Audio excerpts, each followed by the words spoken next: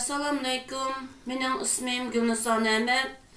Sharqiy Turkistonning Kuchar noya Bishvaq yaza Chinvaq kanit 6-mahalladan men bu qizimiz Atken Tursunninki ustidan Dünya İnsan Hakları Teşkilatlarına guvohlik berib murojaat qilib o'tmoqchiman.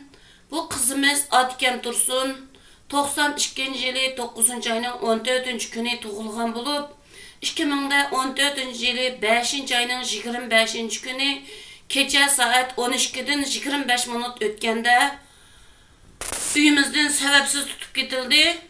Kin surishtirsak, tutib turish o'rnida ekan, tutib turish o'rnida 9 ay tug'an bo'lib, Urumchi shaharlik 2-chi ayollar turmasi 2-chi sho'ba atrofga 9 yillik qo'lga olib ketgan bo'ldi. Sababsiz tutildi bu qizimiz.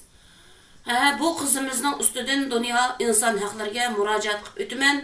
Chunki 80 yoshda bor qaynonam bor, har ikki tarafning urug' tuqqanlari, oji-singil aka-inalarimiz bor. Hammasi bilan ko'rishish imkoniyatimiz, mumkinchiligi yo'q, aloqamiz short uzilib qolganligi uchun bu qizimizningki tinch amonligini, hech qanday xabarni bormi yo'qmi ololmaganligimiz uchun buningdan xabarsiz qoldik. Shuni men inson haqlariga murojaat qilib o'tmoqchiman. Rahmat sizlarga.